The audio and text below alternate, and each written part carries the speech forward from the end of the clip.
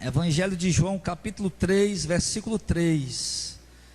E Jesus respondeu e disse: na verdade te digo, que aquele que não nascer de novo, não pode ver o reino de Deus. E disse Nicodemos: como pode um homem nascer sendo velho? Porventura poderá tornar a entrar no ventre de sua mãe, nascer de novo? E Jesus respondeu e disse: na verdade te digo, que aquele que não nascer da água e do Espírito, não pode entrar no reino de Deus. Nós sabemos que o coração do homem, a alma do homem, anseia por uma religião. Não é à toa, não é por acaso que o mundo tem mais de 3.000 religiões. Eu entendo que tem religião para todo gosto. Entendo que tem tem religião para todo tipo de gosto que a pessoa quiser. Então não é por acaso que tem 3.000 religiões no mundo. Mais de 3.000, aliás, religiões no mundo. Por quê? Porque o anseio da alma do homem, a procura de Deus, tem conduzido o homem à religião. E por quê, pastor? O anseio da alma do homem tem conduzido, o anseio da alma do homem por Deus tem conduzido o homem à religião. Porque a palavra religião, ela já diz o que ela significa: religar o homem com Deus. A palavra religião significa isso. A palavra religião significa ligar o homem com Deus. Só que, infelizmente, nós sabemos que a maioria esmagadora, 99,999% das religiões, não estão ligando o homem com Deus. Pelo contrário, estão levando o homem para mais longe de Deus. Estão distanciando o homem de Deus. Por quê? Porque estão pregando doutrinas inventadas pela mente humana. Estão pregando coisas produzidas pelo coração dele, não a vontade de Deus. A religião que de fato liga o homem com Deus é a religião da verdade. É a palavra, é o evangelho do reino, puro, genuíno, sem mistura. Esse sim liga o homem com Deus. Então, se a maioria das religiões, 99,999%, não está ligando o homem com Deus, o que é que nós temos hoje? Uma sociedade com sede de Deus, dentro de uma religião, mas sem encontrar Deus, sem satisfazer esse anseio, sem preencher essa lacuna, esse vazio. Então é um homem que tem uma religião, que vai para uma igreja, que segue os rituais, que anda de acordo com o que a religião ensina, mas é um homem que continua com sede, porque ainda não se encontrou com Deus. E nós temos isso, irmão, também dentro da igreja evangélica. Nós temos isso aqui em nosso meio, aqui, nesse culto essa noite, assentado em alguma cadeira. E eu não digo isso apontando alguém, porque sinceramente eu não conheço a vida dos irmãos, e eu vou ser sincero para os irmãos. Claro, eu sou pastor, eu tenho que sentar, tenho que aconselhar, tenho que ouvir as pessoas falar para mim o que estão passando, o que estão vivendo, as tribulações, angústia, tristeza, os problemas, às vezes do casamento, do lar, da família, de saúde, de finança. Eu tenho que ouvir, mas muitas vezes eu não gosto de ouvir. Por que eu não gosto de ouvir? Não que eu não queira ouvir para dar atenção à ovelha. Eu gosto de ouvir, quero ouvir e sei que é meu dever ouvir, mas não gosto de ouvir no sentido de que muitas vezes a nossa pregação, como eu tenho dito, pelo fato de ser uma pregação bíblica genuína, é uma pregação profética, é uma pregação que revela o oculto e o escondido das pessoas. Então muitas vezes quando eu estou pregando, alguém aí no meio do povo, muitos de vocês estão dizendo: pastor, parece que sabe a minha vida, pastor, parece que sabe o que eu estou passando. Alguns chegam a falar para mim, outros não, mas eu sei, porque o Espírito Santo, dentro da sua própria palavra, ele revela. Então às vezes o fato do irmão vir falar para mim o que ele está passando, vivendo, o que ele está sentindo, sei lá, aí eu vou pregar, o irmão vai achar que eu estou falando porque ele me falou. É por isso que às vezes eu não gosto de ouvir por conta disso. Então eu prefiro que o Espírito Santo revele dentro da palavra, e você seja alcançado dentro da palavra, e receba dentro da palavra, e veja se você está andando certo ou errado. Mas o que eu quero dizer essa noite, é que nós temos pessoas à procura de uma religião, à procura de Deus, digo, e à procura de Deus o homem vai à religião, porque a religião tem a finalidade de ligar o homem com Deus, embora a religião hoje não está mais ligando o homem com Deus, ela se distanciou.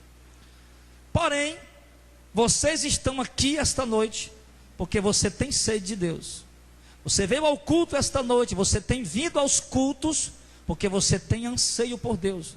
Você sente necessidade de Deus. Aí você tem vindo ao culto, tem sido participante na igreja, tem sido ativo, tem se envolvido, tem procurado participar, tem procurado se envolver. Alguns mais próximos, mais dentro, outros um pouco mais distante, mas também participando, também dentro, junto conosco.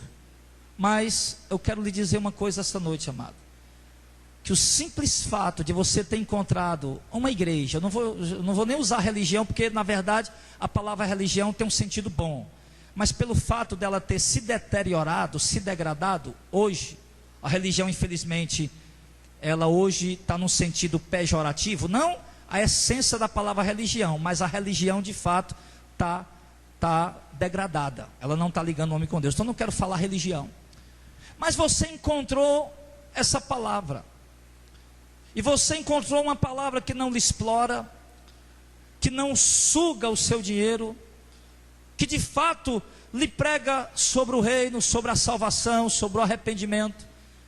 E você, ao ouvir essas pregações contra os falsos profetas, contra as heresias, contra a apostasia, você aprendeu a identificar quando houve um herege pregando, olha, aquele ali é um herege.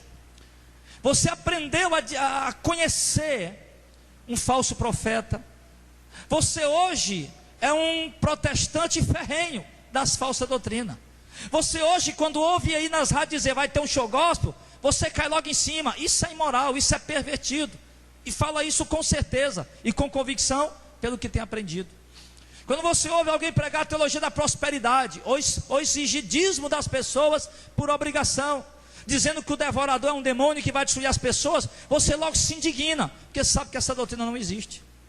Então você se tornou, meu querido, de fato um observador, e você tem observado muito bem, e tem analisado muito bem, e tem visto muito claramente que infelizmente nossa nação está tomado de igrejas hereges e de falsos profetas, infelizmente, e você tem percebido isso.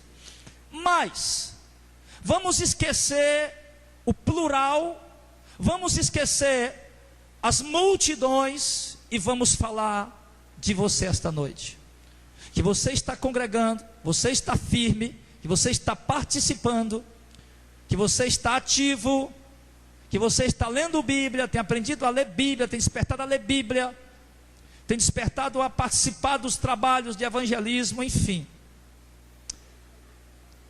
Mas eu pergunto a você, será que você está salvo?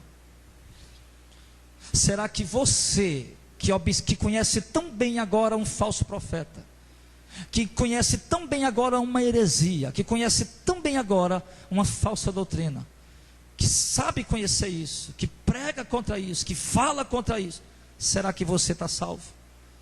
Será que você está livre da condenação? Será que a sua alma foi resgatada da morte, do inferno? Eu lhe faço essa pergunta e peço que você aí onde está se responda a si mesmo. E alguns vão pensar, eu acho que sim. Eu quero lhe dizer, querido, que o simples fato de você congregar aqui, o simples fato de você agora ser um leitor mais assíduo da Bíblia, que o simples fato de você agora saber reconhecer uma heresia, de você agora saber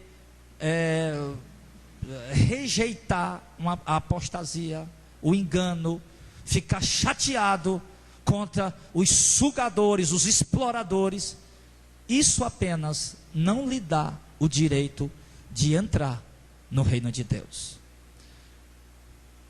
O simples fato de eu pregar contra os hereges, isso não está dizendo que eu estou salvo. O simples fato de eu dizer que este ou aquele é um falso profeta, isso não significa que eu estou salvo. A salvação, querido, ela é algo muito mais profundo e pessoal do que nós podemos imaginar. A Bíblia está dizendo, Jesus disse, aliás, que em verdade, se o homem não tiver um novo nascimento, não nascer de novo, ele não poderá entrar no reino de Deus. E o novo nascimento, querido, não significa apenas seguir os dogmas da igreja Missão de Fé. A igreja Missão de Fé diz que a mulher tem que andar com a saia mais comprida para não mostrar suas pernas. Pronto, eu estou andando. A igreja Missão de Fé ensina que eu não devo usar blusas decotadas para não mostrar meus seios. Pronto, eu estou vestindo. A igreja Missão de Fé diz que prega que eu não devo estar preso à televisão, a novelas, a essas coisas. Então eu também não estou mais praticando isso, não estou mais preso a isso. Então estou andando direitinho do jeito que a igreja está pregando. Eu quero lhe dizer, filho, que se não tiver havido um novo nascimento em você, você pode estar seguindo tudo certinho, direitinho, mas você continua condenado. Você continua destinado ao inferno. Se você tivesse uma parada cardíaca aí onde você está sentado, se você tivesse um AVC aí onde você está sentado, que Deus te livre dessa hora, você iria direto para o fogo eterno, sem passar pelo purgatório, que não existe, e sem pagar pedágio. Você ia direto para lá. Por quê? Porque apenas se tornar uma pessoa melhor, seguidor de dogmas de religião, isso não vai lhe dar a sua salvação. É necessário. Por exemplo, o cara era um bandido perigoso, agora ele se converteu, é muçulmano, não trai mais a mulher, não bebe mais, não se prostitui mais, não tem mais vício, tornou-se uma pessoa boa, direita, justinha, honesta, uma pessoa que paga direitinho as contas, que não fala mal de ninguém, uma pessoa direitinha. Pronto, você está seguindo o dogma daquela religião, o que eles ensinam, mas você não está salvo. Você agora resolveu ser um católico fervoroso, está resolvendo agora seguir a doutrina que a igreja católica está ensinando, os dogmas direitinho. Você está fazendo todo o mês de maio, você faz aquela celebração, aquela que ele chama de mãe rainha. Todo mês de março do ano, você faz, mês de março, a festa do São José. Você faz aquela celebração direitinho, solta o fogo para o São José de manhãzinha cedo. Toda Semana Santa você faz aquele jejum que eles ensinam. Toda quaresma você passa 40 dias sem matar um besouro, sem matar uma borboleta, sem comer doce. Você está seguindo direitinho uma religião católica, mas você não está salvo. Você continua condenado. Você está seguindo apenas um dogma, uma liturgia, um ensinamento. Não houve um novo nascimento em você. Porque o novo nascimento, Jesus diz aqui, o homem não vai entrar no reino de Deus se ele não nascer de novo. O novo nascimento, ele explica, não é apenas tornar-se um seguidor mecânico de uma religião. Não, tudo que o pastor Jadel pregar aí, eu vou fazer direitinho. O novo nascimento não é isso, uma obediência mecânica, irmão. Aquilo que o pastor está ensinando. O novo nascimento é algo produzido lá no nosso íntimo, nosso interior. É quando o homem nasce não para se tornar o seguidor de uma religião, mas quando o homem nasce pela revelação do Espírito Santo.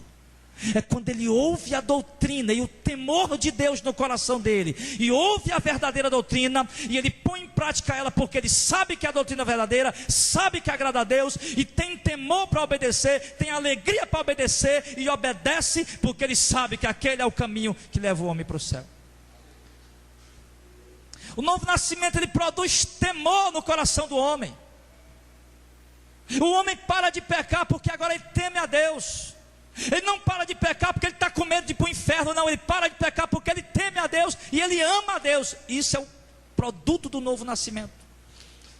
O novo nascimento, meu irmão, leva o homem a viver uma vida justa, reta, honesta, direito, torna uma pessoa melhor, não para cumprir o dogma da religião, mas porque ele sabe que aquilo é a vontade de Deus, e agora ele é movido pelo Espírito Santo a viver aquela vida. Ele não faz aquilo mecanicamente, ele faz aquilo por amor, pelo mover do Espírito Santo, pelo temor do Espírito Santo e pela alegria de estar agradando a Deus.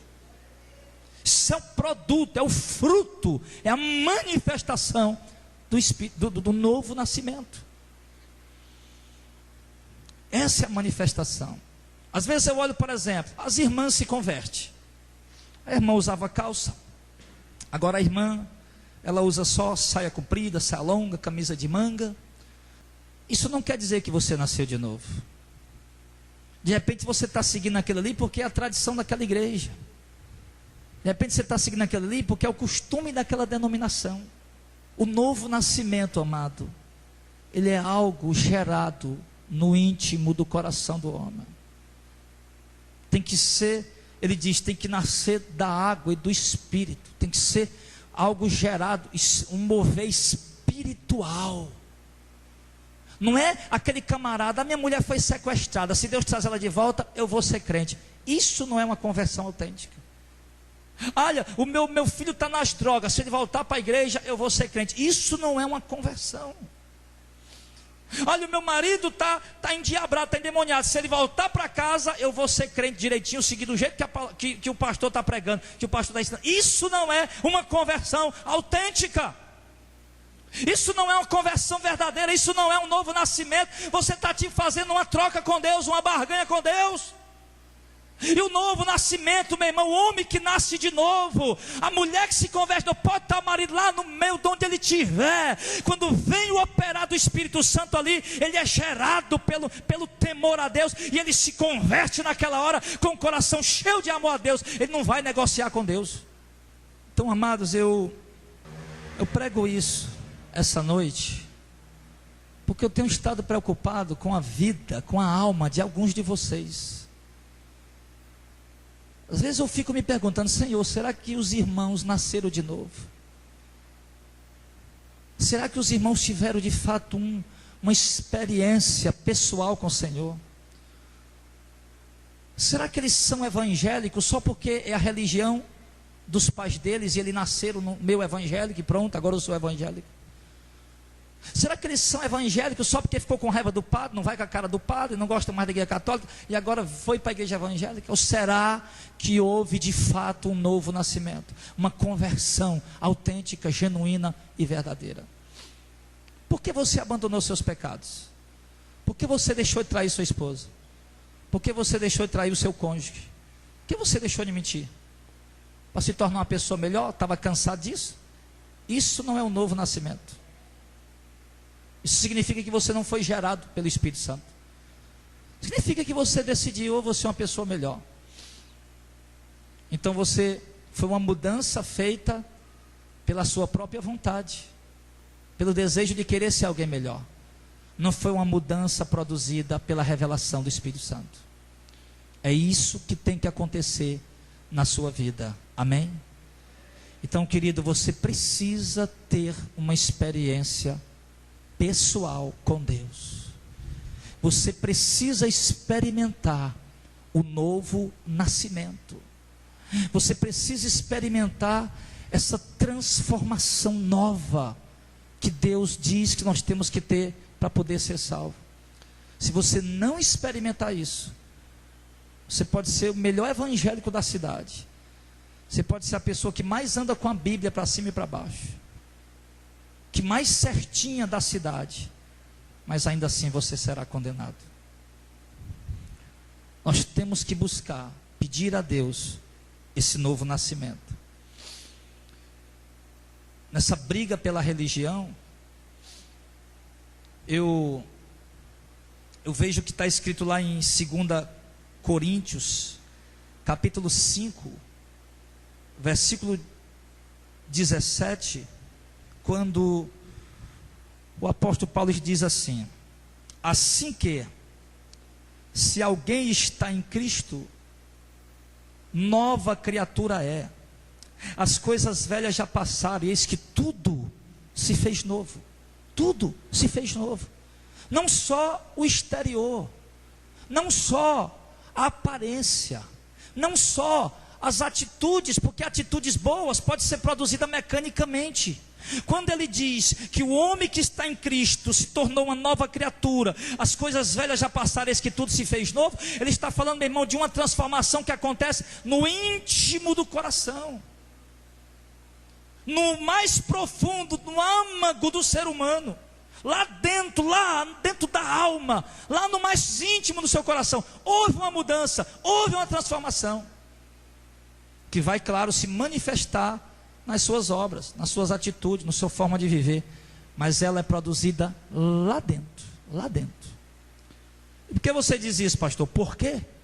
Porque tem pessoas com a mudança apenas lá de fora, e lá dentro continua a mesma velha criatura, cheia de amargura, cheia de mágoa, cheia de ressentimento, cheia de ódio, de inveja, de disputa, de intrigas, cheia de imoralidade, cheia de desejos pervertidos, cheio de malignidade, cheio de desejos maus. Está lá dentro, no íntimo, lá no interior.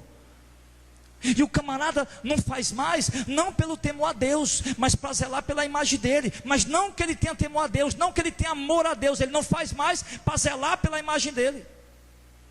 Isso não é um novo nascimento. Ele diz que o novo nascimento, ele é uma mudança. Ele diz aqui: as coisas velhas já passaram, eis que tudo se fez novo. É uma transformação completa. É uma mudança geral, começando lá dentro do coração. Hoje você fala com fulano, mas fala com hipocrisia. A mágoa continua, fala só porque agora é um evangélico e quer mostrar uma aparência melhor. Então não é isso que Deus quer de você. Deus quer que de fato haja um perdão verdadeiro, um perdão sincero, que tem de gente, que tem de pessoas com mágoa, com ódio no coração, e são evangélicos, e acham que acreditam estar salvos, mas que na verdade não estão, porque a Bíblia diz que se o homem não perdoar aquele que lhe ofendeu, também Deus não lhe perdoará. Então tem que haver essa mudança completa. Olhe, querido, pense, veja, só quem sabe isso é você e Deus. Você me conhece? Não, você não sabe da minha vida. Então só quem sabe se eu nasci de novo sou eu e Deus. Eu não lhe conheço, nem sua esposa vê o seu cotidiano, nem o seu marido vê o seu cotidiano. É algo pessoal entre você e Deus, porque assim é a salvação, é pessoal. Só você sabe se você nasceu de novo. Só você sabe se você de fato é uma nova criatura. Como é que você convive com o pecado? Como é que você convive com as tentações? Você é tentado, você escorrega, você vacila, mas como é que você convive com isso? Poxa vida, eu escorreguei, estou triste por isso, meu Deus, eu quero melhorar, eu quero ser mais fiel, eu quero andar nos teus caminhos, eu te amo, eu quero te servir. Novo nascido, um homem de Deus verdadeiro, uma mulher de Deus verdadeira, ele escorrega, ele falha, ele erra. Quanto nós tiver nesse corpo, será assim. Mas ele em momento algum, ele se conforma, ele se contenta com isso. Ele peca, ele escorrega, ele falha, mas ele está sempre insatisfeito, querendo mudar, lutando para mudar. Por quê? Porque ele ama a Deus e quer obedecer a Deus e quer viver para Deus. O homem que não nasceu de novo é diferente.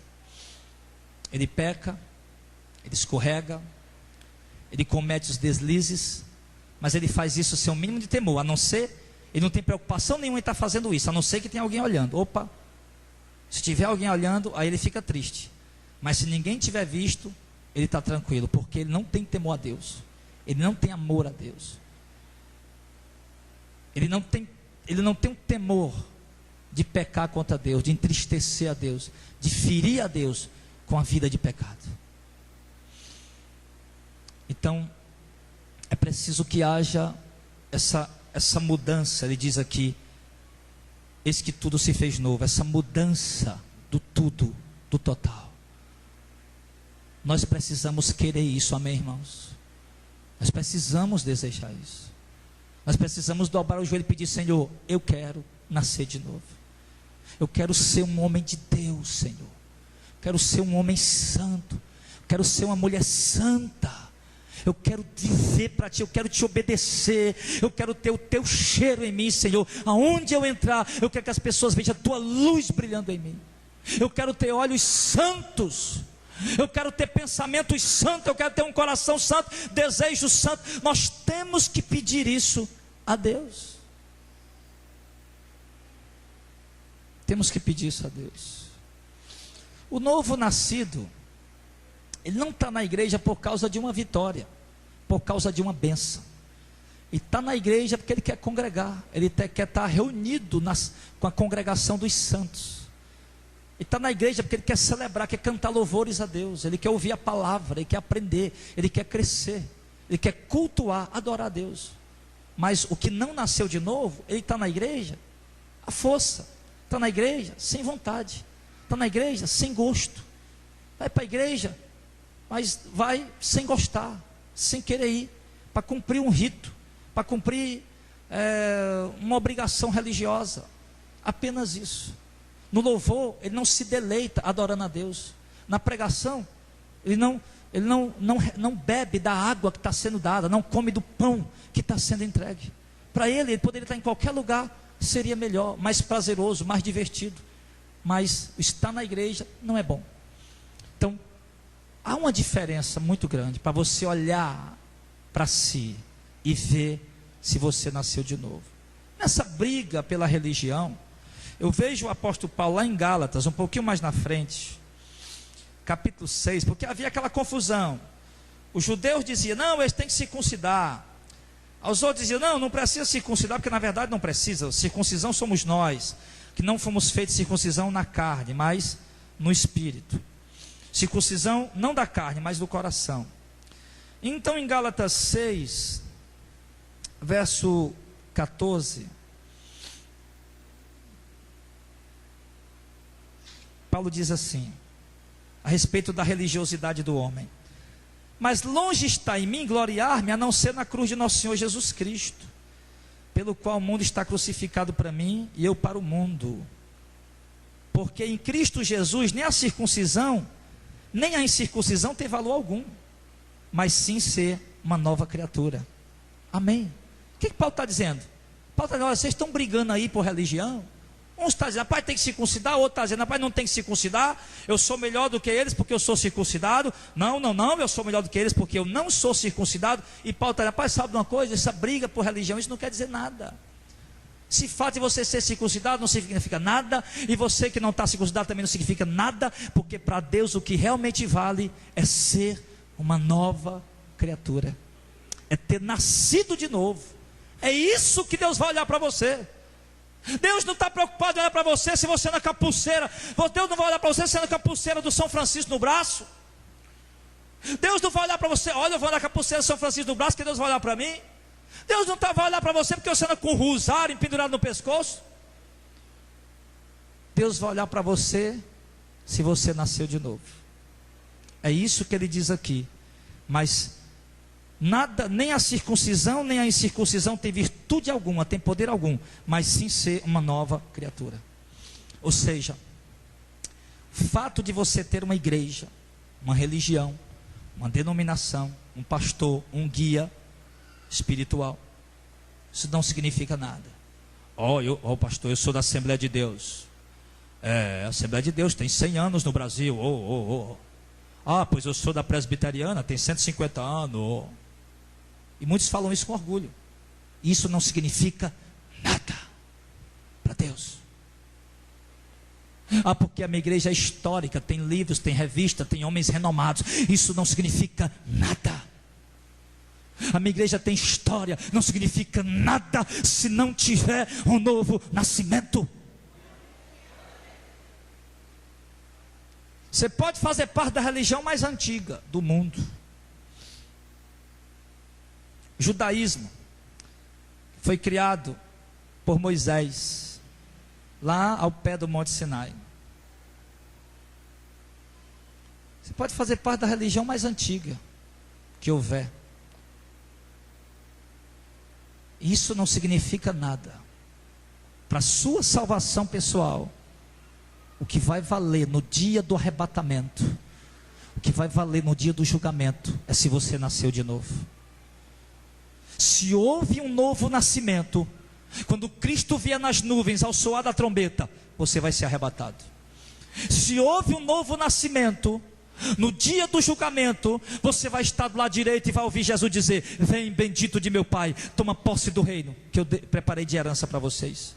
Se houve um novo nascimento, você vai andar nas ruas de ouro, você vai entrar pelos portões de pérola, você vai beber do rio da água da vida, você vai comer da árvore da vida, você vai morar na cidade celestial, você vai andar com os anjos, você vai estar diante do trono de Deus, você vai ver a face de Deus e de Cristo, como está em Apocalipse 22, verso 4. Se houve um novo nascimento, você está livre da condenação do inferno.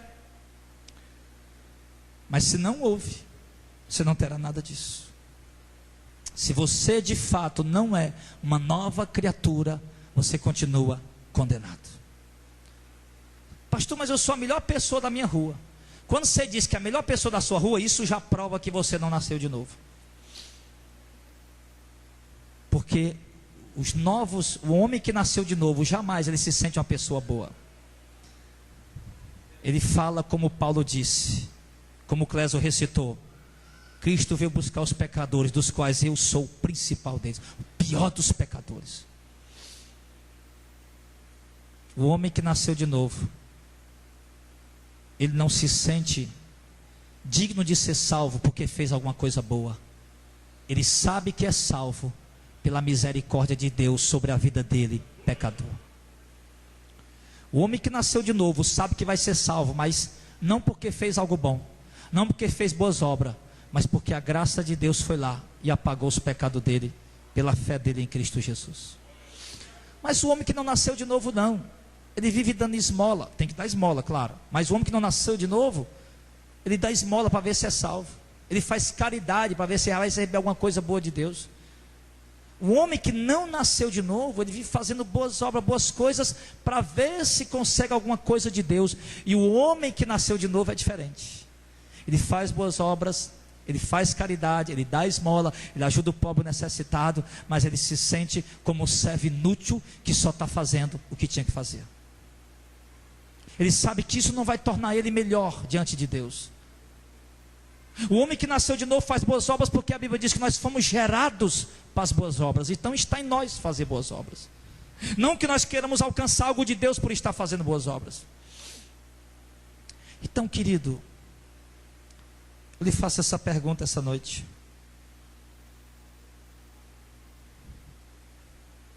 Você nasceu de novo? Pastor, eu nasci de novo, não sente raiva? Não sente. Mas ele não deixa a raiva permanecer no coração dele e dominar ele.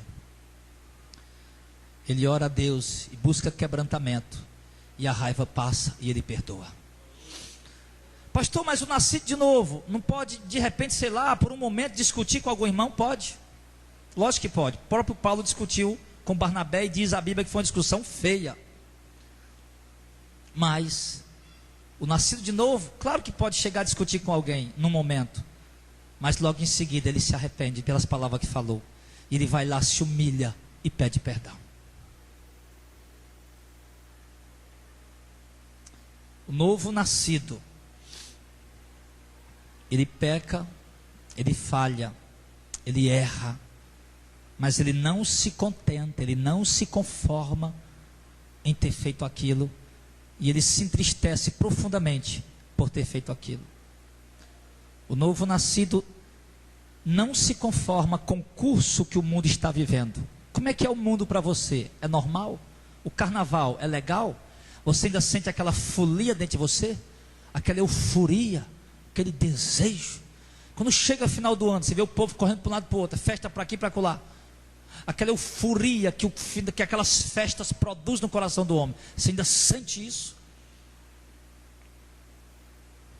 O novo nascido, ele é totalmente fechado para a euforia desse mundo. Ele é totalmente, o coração dele é blindado, é fechado pelos prazeres desse mundo. Então, querido, entenda isso essa noite. Nós temos falado aqui. Essa semana eu levei o diácono Denis ao médico. Ele vai fazer uma cirurgia agora. Eu fui com ele cedinho no médico lá em Pajuçara.